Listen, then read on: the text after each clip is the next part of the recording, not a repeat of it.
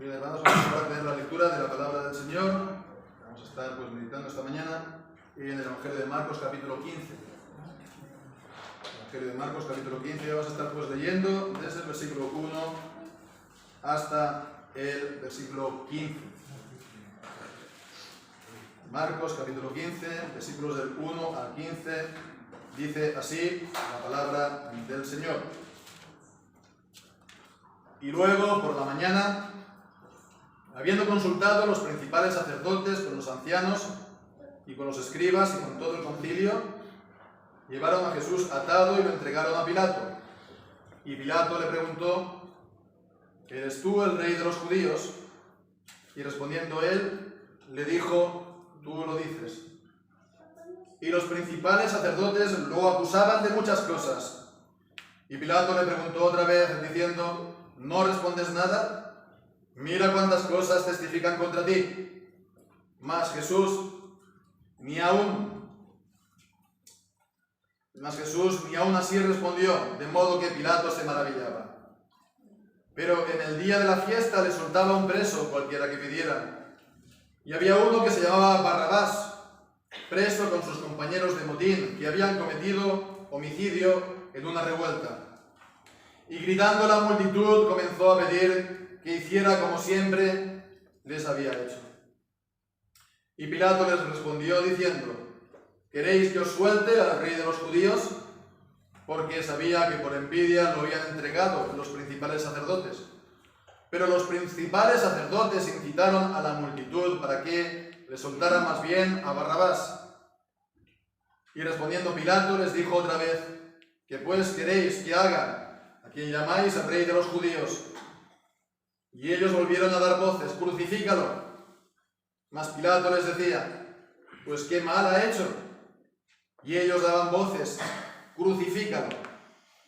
Y Pilato, queriendo satisfacer al pueblo, le soltó a Barrabás y entregó a Jesús, después de azotarlo, para que fuera crucificado.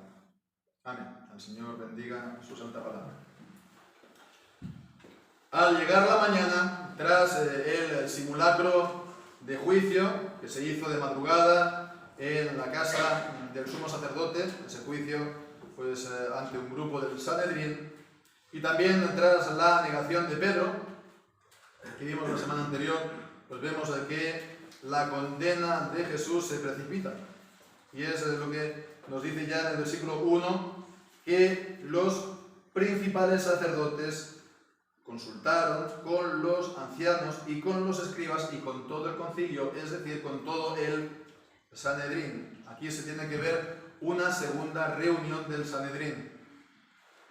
La primera se había hecho de madrugada, vulnerando también las normas mismas de los judíos imperante en aquel entonces, puesto que se había hecho ese juicio de muerte, primero de madrugada y segundo en la casa misma del sumo sacerdote. Entonces ahora se reunían para confirmar esta sentencia y entonces con un veredicto en firme por parte del Sanedrín llevarlo a las autoridades romanas, pues ellos no querían mancharse las manos con la ejecución de Jesús. Así pues lo llevan ante Pilato. Y Poncio Pilato, bien, pues es un personaje en la Biblia, es también un personaje histórico. Entonces es alguien que se conoce también por fuentes de los historiadores antiguos. Como mínimo, pues están los historiadores judíos, Josefo, Filón, que decían de él. El retrato que presentaban de él confirma también lo que encontramos aquí en el Nuevo Testamento. Decían que era obstinado, decían que era también cruel, y en Lucas capítulo 13, versículo 1, vemos una de las grandes atrocidades, masacres que le hizo, pues él hizo matar a un grupo de judíos y mezcló la sangre de ellos con la sangre de los sacrificios en el templo.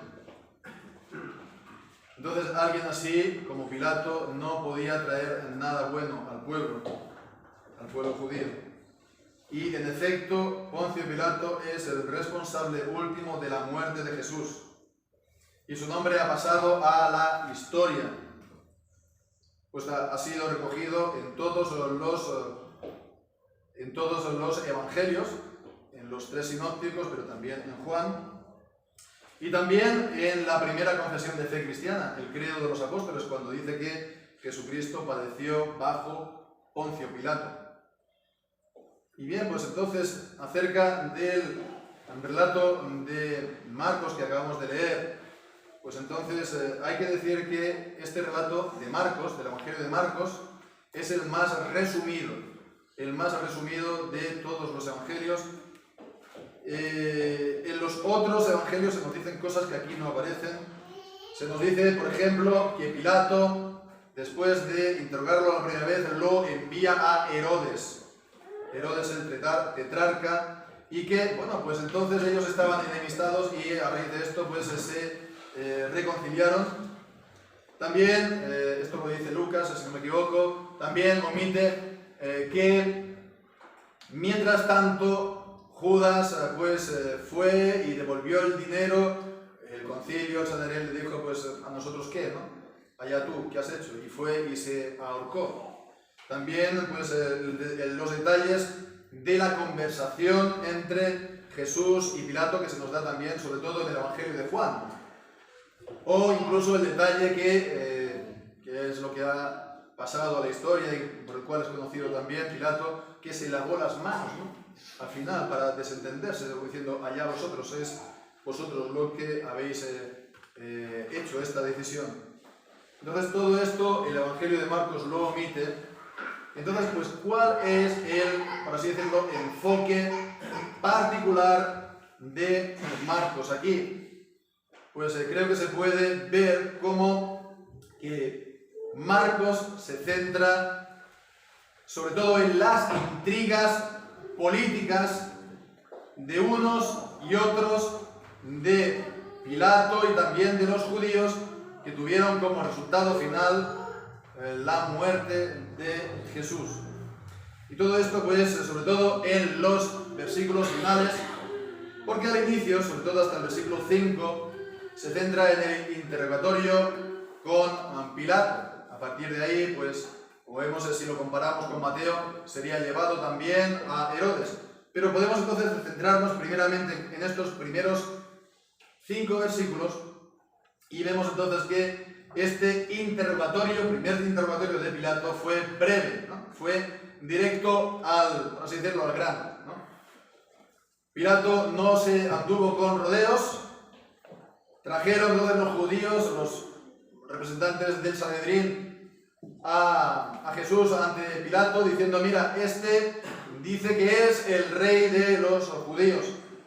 Y entonces, Pilato le preguntó directamente, ¿eres tú el rey de los judíos? ¿No? Podemos imaginar hasta la escena que, bueno, él a lo mejor estaba con papeles y sin levantar la cabeza de los papeles. Este dice que es el rey de los judíos. ¿Eres tú el rey de los judíos? ¿No? Pues esto es lo primero que le dice, y la respuesta de Jesús a continuación en el versículo 2. Tú lo dices. Recordemos lo que vimos la semana anterior, que el Sanedrín y el concilio, ¿por qué condenó a Jesús? Intentaron hacer concordar testimonios unos con otros y al final lo acusaron por blasfemia. ¿Y cuál fue la blasfemia? Que él decía de sí mismo que él era el Hijo de Dios, el Hijo del Hombre, aplicándose la profecía, la palabra de Daniel 7. Y entonces después lo acusaron de blasfemia porque de esa manera Jesús se hacía igual a Dios. Era algo, por lo tanto, podemos decir era una acusación, digamos, de tipo religiosa. Y ahora pues lo traen a las autoridades romanas y dicen, no, este dice de sí que es el rey de los judíos. Vemos, es parecido, pero no es exactamente lo mismo. Porque esta acusación es más bien de tipo político. Están aquí pues presentando a Jesús como un líder sedicioso, como alguien que reclama para sí el reino y por lo tanto echar fuera a las autoridades de los romanos, como un peligro político porque quiere entonces implantar su reino.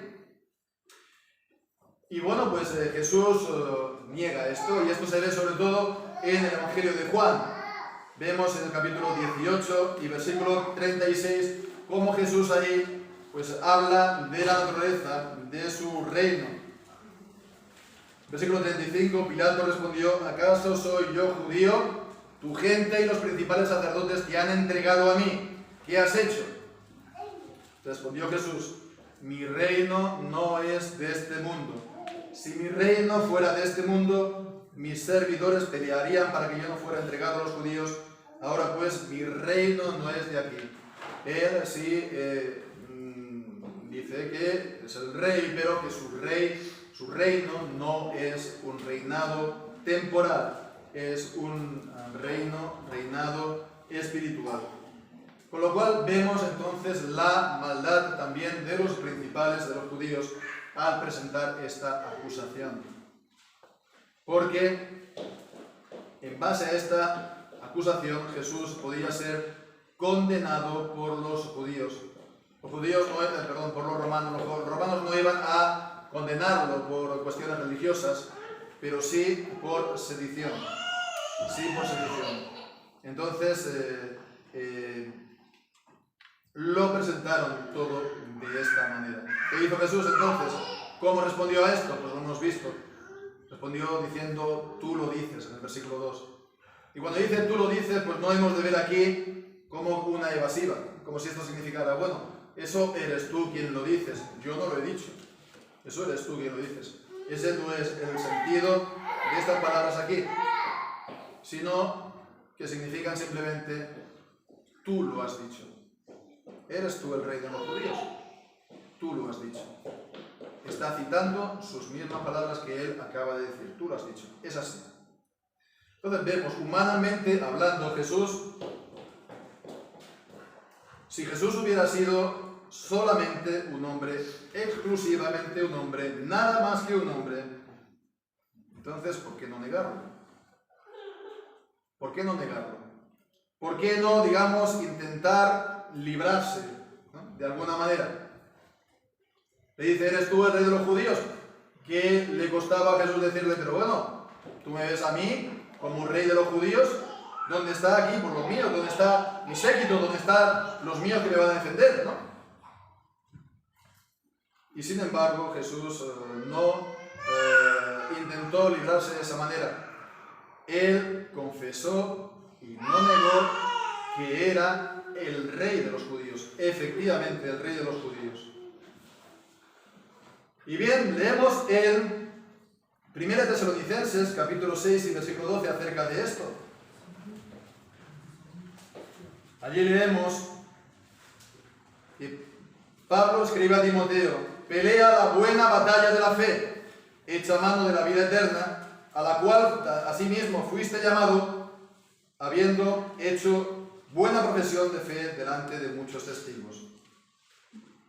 Te mando delante de Dios, que da vida a todas las cosas, y de Cristo Jesús, que testificó la buena profesión, entre paréntesis, profesión de fe, la buena confesión, delante de Poncio Pilato, que guardes el mandamiento sin mácula ni reprensión.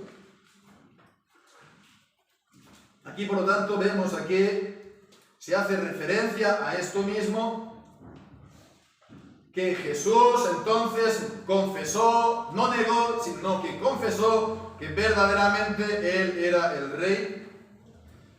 Pero esto lo dice a Timoteo y también a nosotros, en el sentido de ¿qué? De pelear la buena batalla de la fe, de mantener la verdad de la palabra de Dios. Y esto a pesar de las consecuencias que pueda traer para nosotros. La palabra de Dios nos llama a los creyentes a ser simples como palomas y astutos como serpientes, pero llegado el caso, no hemos de callarnos, no podemos callarnos, no podemos dar evasivas, no podemos disimular.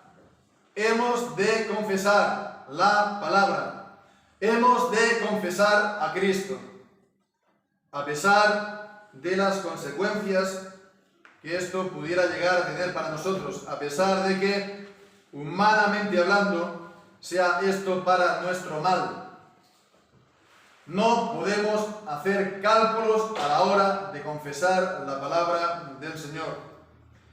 No podemos hacer cálculos a la hora de confesar a Cristo. No podemos hacer cuentas. Hemos de confesar nosotros también y no negar, sino confesar que Jesús es el Rey. Es el Rey de los judíos. Él es el Rey de todas las naciones. Él es el Rey de los reyes y el Señor de los señores. Él es el Rey de los reyes. Él es el Rey sobre el Rey que gobierna España. Él es el Rey sobre todos los reyes y todos los presidentes de todas las naciones que hay en la tierra. Él es el Rey de todas las naciones que las gobierna con su vara de hierro. Él es el Rey de España, sin duda. Él es el Rey de todas y cada una de las naciones que hay en la tierra, lo reconozcan así o no. De todas y cada una de ellas. Y esto lo hemos de no solamente creer, llegado el caso también proclamar, confesar y defender. No podríamos quedar aquí, pero hemos de avanzar. Hemos dicho que esto era entonces el primer interrogatorio y al final, entonces, a partir del versículo 6, tenemos este intercambio y estas intrigas, ¿no?, entre Pilato y entre también los principales de los judíos, pero también el pueblo que llegó a Jesús a la muerte. Y es lo que decimos a partir ya del versículo 6. Que leemos que en el día de la fiesta le soltaba un preso cualquiera que pidiera. En el día de la fiesta, entonces los romanos, Poncio Pilato, le soltaba un preso. Entonces, de esta costumbre no hay información por fuentes seculares, por fuentes históricas seculares. Bien pudo haber sido instituida por Pilato mismo. En todo caso, es algo que está en la Escritura y es así. Entonces esto era una costumbre que había sido introducida por los romanos. ¿Y para qué? Pues para hacerse el simpático a los judíos, para congraciarse con los judíos. De esta manera dice que a los que cualquiera que pidieran, los judíos.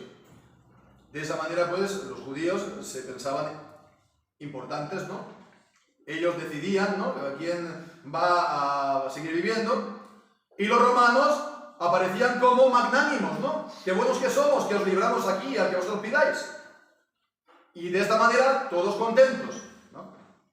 Unos, pues, se sienten importantes, otros magnánimos, y eso contribuye al poder de los romanos. Y eso también, pues, contribuye a que estos estén más tranquilos y no se les opongan. Entonces vemos que esto es política, ¿no?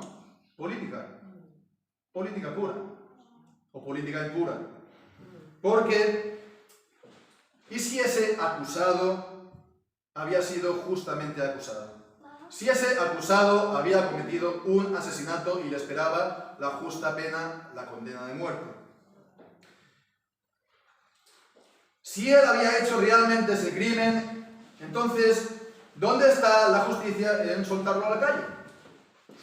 ¿Dónde está la justicia? Como esto lo vemos una y otra vez. De personas que cometen crímenes, que cometen asesinatos, que quitan la vida a otras personas o hacen crímenes abominables con criaturas, con niños. Y pues los dejan e incluso los sueltan y a los 2 días están en la calle. ¿Para qué? Para que vuelvan a repetir exactamente igual. Y esto ha ocurrido, si no esta semana, la anterior. de un preso que ha repetido un crimen de estos. ¿Dónde está aquí la justicia? De soltar aquí a un criminal solamente pues por hacerte el bueno o para que los otros estén contentos. Bien, en todo caso esto podía haber beneficiado a Jesús, la providencia de Dios, pero vemos que esto tampoco fue así, por estas intrigas. Dice aquí pues en el versículo 7 precisamente lo que iba a ocurrir. ¿A quién iban a preferir? Dice, había uno que se llamaba Barrabás. Este es un nombre que también ha pasado a la historia, Barrabás, que significa el hijo del padre, ¿no? Abba, ahí está la raíz también, Abba, el hijo del padre. Bueno, esto es anecdótico, no hay que ver nada, digamos, ni profundo ni oculto de este nombre, es así, se llamaba así. Y él dice, había cometido un homicidio en una revuelta, en una rebelión, en una sedición contra los judíos. Él sin duda era lo que llama el Nuevo Testamento un celote, es decir, él era hoy le llamarían ultranacionalista, violento, que toma las armas, que negaba toda legitimidad a las autoridades romanas, hasta el punto de usar la violencia contra ellos para echarlos fuera, para que seamos nosotros solos los que nos gobernemos, ¿no? Entonces, esto estaba bien. Esta revuelta estaba bien. ¿Qué vemos en la Escritura? ¿Qué vemos, por ejemplo, en el apóstol Pablo? El apóstol Pablo era judío, pero, bueno, también de judío. Él era ciudadano, era judío y él era fariseo, hijo de fariseos, ¿no? Pero también era ciudadano romano. Y en el libro de los Hechos vemos que al menos 3 veces, hasta 3 veces, el apóstol Pablo saca a relucir que era ciudadano romano. En el capítulo 16 en Filipos, cuando estaba apresado, y diciendo, pues, nosotros siendo ciudadanos romanos, a nosotros nos habéis hecho esto, y después vinieron entonces los carceleros pidiendo perdón, ¿no? Porque lo habían tratado así. En el capítulo 21, cuando también un oficial romano lo iba a azotar y le dijo, bueno, ¿es lícito azotar así, sin juicio, a un ciudadano romano? Y entonces vemos que también él se excusó, asombrado, ¿no? Como que tú romano, ¿no? Yo lo compré eso con mucho dinero, yo lo tengo, dice Pablo, de nacimiento. Y por último también, sobre todo en el capítulo 25, cuando Pablo apela al César. Había sido juzgado por los romanos ante los judíos que querían también cargárselo como habían también pues condenado a Jesús. Habían hecho pues celadas, habían hecho emboscadas para matarlo por el camino. Y él entonces, ¿cómo se libró? Humanamente hablando, apelando al César. Es decir, que según Pablo, según el Nuevo Testamento, según el libro de Hechos, las autoridades romanas son legítimas. Pablo en Romanos 13 escribe que todos se sometan a las autoridades superiores. Y no dice que las autoridades romanas en Palestina y en Israel fueran excepción. Entonces vemos las autoridades romanas en Israel. ¿Cómo vinieron? ¿Vinieron entonces por, digamos, votación democrática?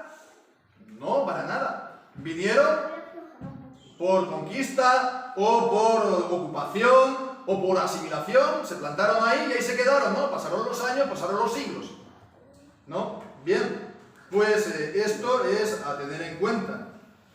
Sin embargo, la Biblia no dice que eso no era legítimo, que no fueran verdaderas autoridades.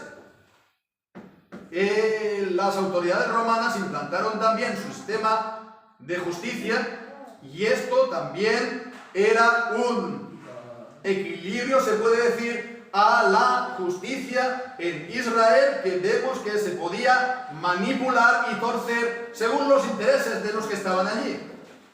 Y esto es también a tener en cuenta porque choca con nuestras ideas, sobre todo las de los ultranacionalistas hoy en día. Siempre los hay, ¿no? Y hoy también. que también están dispuestos a empuñar las armas y a echar a los invasores, ¿no? Pues porque ellos es la lectura que hacen de la historia, remontándose a 300 años, a 400 años, a la Edad Media, incluso antes, ¿no? Bueno, pues vemos que la Escritura, la Santa Escritura, no hace este tipo de justificaciones. Pero volviendo aquí entonces al texto, vemos ahora la conversación, sí, que hubo a partir del versículo, pues, 8, porque la multitud gritaba y comenzó a pedir, pues, que hiciera como siempre les había hecho. Ya la multitud aparece aquí, ya no es entonces algo solamente de los sumos sacerdotes y del concilio, ya también la multitud, el pueblo. Y en el versículo 9, Pilato les respondió a la multitud que tenía enfrente diciendo: ¿queréis que os suelte al rey de los judíos? Aquí lo está llamando así como rey de los judíos. Y en el versículo siguiente dice que sabía que lo entregaban por envidia. Ese era su móvil, o esa era su razón, ¿no? Porque Jesús tenía desde el principio una verdadera autoridad venida de Dios en su enseñanza y en los milagros, y eso los deslegitimaba a ellos como autoridades en el pueblo. Y entonces, pues vemos que ellos, estos dirigentes, estas autoridades, incitaban, manejaban al pueblo para pedir, pues, a Barrabás. Versículo 11, los principales sacerdotes incitaron a la multitud. Fue los principales sacerdotes, pero también la multitud.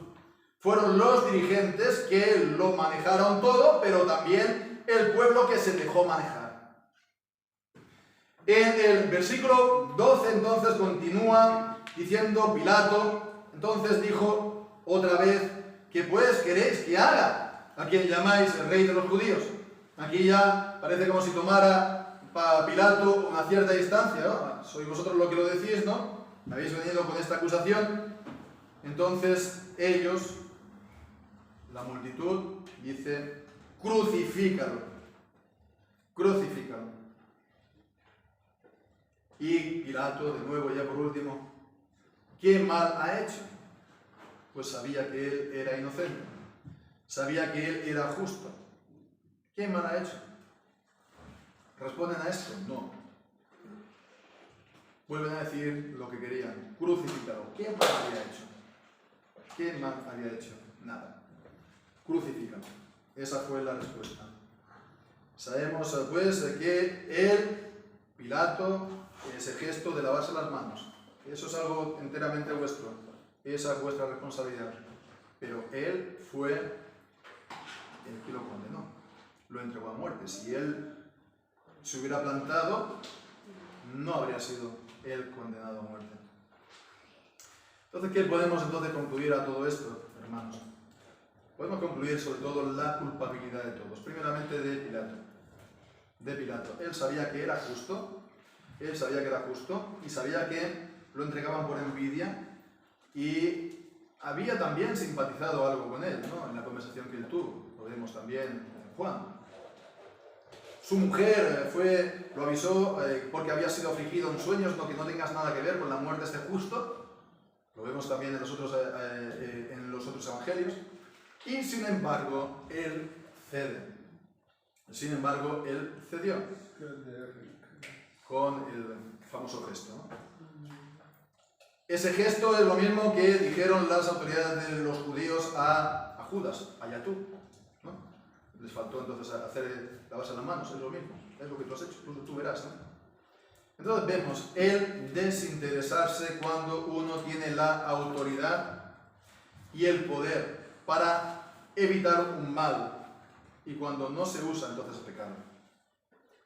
El permitir un mal cuando uno tiene la autoridad y el poder para evitarlo, entonces simplemente para tener paz en el pueblo, como ocurrió con el pueblo de los judíos y tal, para quedar bien, como magnánimo, etcétera, etcétera, eso es pecado.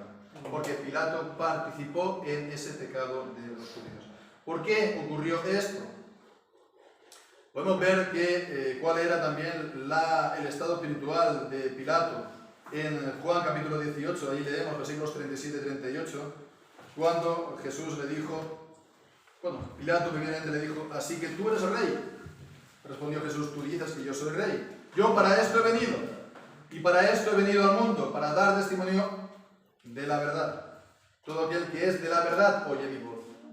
Le dijo Pilato, ¿qué es la verdad? ¿Qué es la verdad? Entonces vemos, este era el estado espiritual de Pilato. Él era un escéptico, él era un cínico, y él al final pues veía solamente la vida en términos de poder, ¿no? Un juego de poder, para mantener su poder personal en lo que hacía. Si uno piensa en eso, si uno piensa de esta manera, si uno piensa que no hay verdad, que no hay mentira, que todo depende, si uno es relativista, si uno es escéptico, muy bien puede estar acabando de la misma manera. Sin embargo, a nosotros nos dice la palabra de Dios que Juan capítulo 17, santifícalos en tu verdad, tu palabra es verdad. Y Jesús ante Pilato dijo, todo aquel que es de la verdad oye mi voz. El que es de la verdad, el que ama la verdad de Dios, la palabra de la verdad. Hemos de amar la palabra de la verdad para no ser entonces escépticos, indiferentes, cínicos, indiferentistas. Digamos que no vale la pena la palabra de Dios, no vale la pena pues lo que ella nos dice. Quitando entonces la importancia que tiene la palabra de Dios. Dios nos guarde de esta actitud, hermanos. De esta actitud y de querer quedar bien a todo precio y con todo el mundo, porque entonces se es capaz de cualquier cosa. Y la culpabilidad, por una parte de Poncio Pilato, él se quiso librar, pero no se libró. Pero la culpabilidad, por supuesto, de las autoridades, de los judíos, pero también del pueblo, porque participó el Sanedrín, pero también participó la multitud, el pueblo. Los sacerdotes incitaron a la multitud, versículo 11. En el versículo 8, la multitud gritaba y era la multitud también que participó. Entonces participaron los dirigentes y el pueblo. Actualmente, en cuanto... Esto se ha tenido presente a lo largo de toda la historia, pero en los últimos años, las últimas decenias, es difícil, digamos, hablar que el pueblo judío como tal, o decirlo, es culpable de la muerte de Jesús. Culpable de la muerte de Jesús, se hizo culpable de la muerte de Jesús. Pero fijémonos que los que lo entregaron a muerte llegaron a también, en su falta de temor, a hacer lo que dice Mateo 27, versículo 25, cuando dijo Pilato, inocente soy yo de la sangre de este justo, vosotros veréis. Y respondiendo dice, todo el pueblo dijo, su sangre sea sobre nosotros y sobre nuestros hijos. Se autoimprecó el pueblo. Entonces vemos en la Escritura que la muerte de Jesús también les es imputada. En 1 Tesalonicenses capítulo 2 y versículo 15 y 16, 1 Tesalonicenses 2, 15 y 16, allí leemos: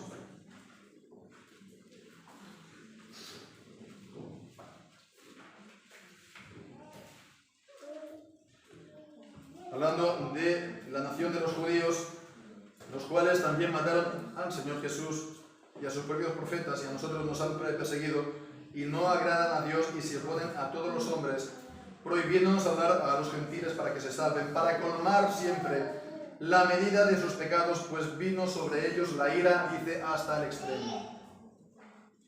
Entonces se les es imputada esa muerte del Señor Jesús. Mataron al Señor Jesús, por supuesto, los dirigentes, pero también la multitud y el pueblo.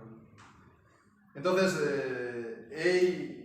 ¿hay entonces, perdón para ellos?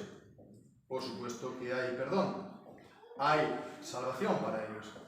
Pablo, vemos en Romanos que desearía ser anatema para que ellos sean salvos.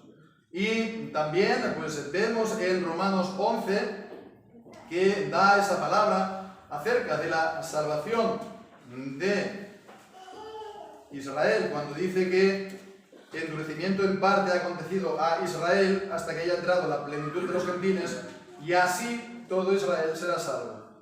Como está escrito: vendrá de Sion el libertador y quitará de Jacob la impiedad. Y así Israel será salvo. Pero esta salvación de Israel no la hemos de ver como si fuera una salvación nacional.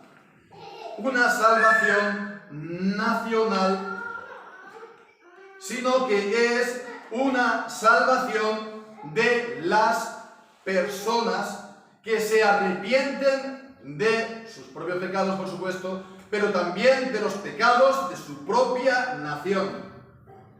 No es esto una salvación nacional. La salvación de Israel no es una salvación nacional y después uno se salvará o no.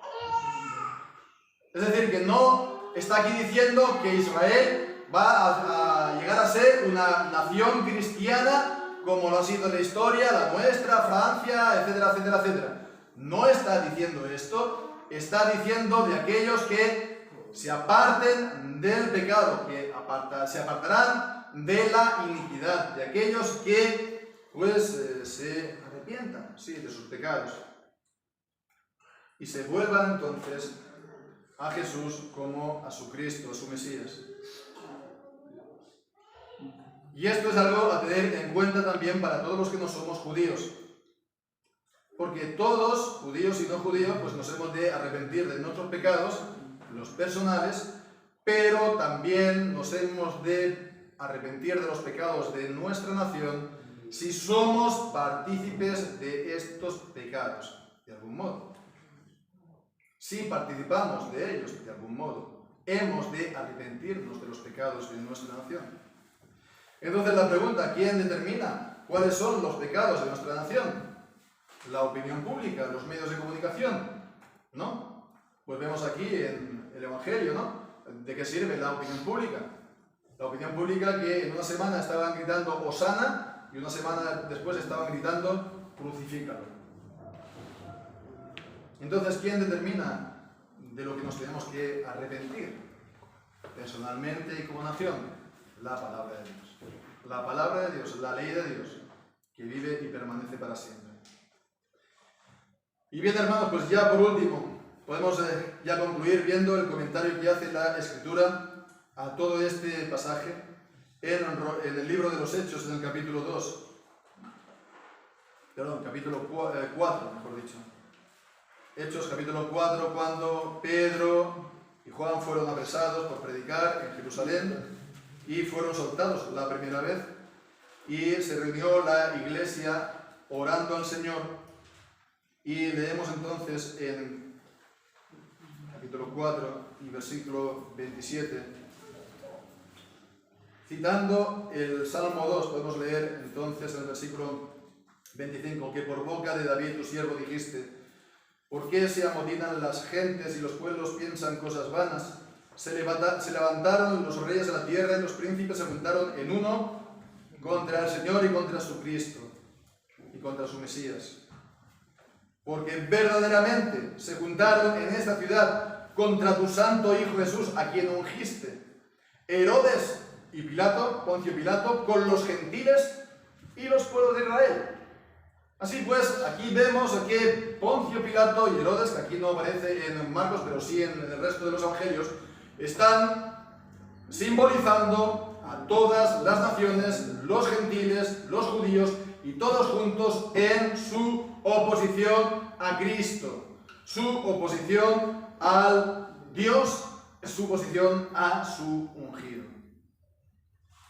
Lo cual está profetizado en el Salmo 2.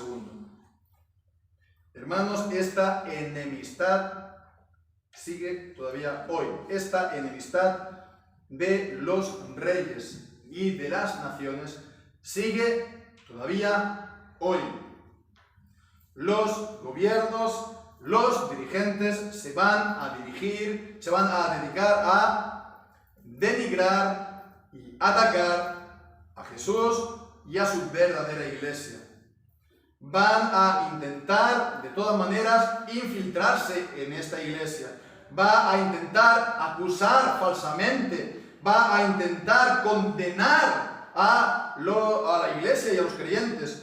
Van a condenarlos al destierro, al exilio, lo van a condenar al ostracismo, los van a condenar a las catacumbas, lo van a condenar a la marginación, lo van a condenar a la exclusión de por vida, a la exclusión de la vida social y de la vida política. Van a querer que caiga la muerte civil sobre ellos, la muerte eclesiástica y, si es posible, también la muerte física. Ellos no han cambiado en su oposición contra Cristo y contra también, por lo tanto, la simiente de Cristo, como dice Apocalipsis capítulo 12, los que guardan el testimonio y la palabra del Señor. Pero no podrán, hermanos, porque solo podrán cumplir el decreto de Dios, los planes de Dios. Y el Señor todo esto lo ha planificado para nuestro bien. Cuando están haciendo esto, nos están haciendo un bien. Cuando van a hacer esto, están obrando nuestro bien. Y no lo van a poder impedir. De manera, pues, hermanos, que hemos de mantener así la palabra del Señor, los derechos de Cristo, que Él, pues, por su encarnación, como Dios hombre, como mediador, pues ganó para sí en la nuestra y en todas las naciones, y esto, pues, mantenerlo sin dar un solo paso atrás. Redoblando, hermanos, así el testimonio, la palabra del Señor, como los apóstoles en el libro de Hechos fueron, pues, apresados y dijeron: es necesario obedecer a Dios antes que los hombres. Los azotaron y estuvieron gozosos de padecer afrenta por el nombre del Señor Jesucristo. Nosotros hemos de continuar así. Y hemos de continuar así, sirviendo al Señor y dando culto al Señor, todos nosotros y nuestras familias, para la gloria de su santo nombre. Así, dar un solo paso atrás. Amén. Que el Señor bendiga su santa palabra.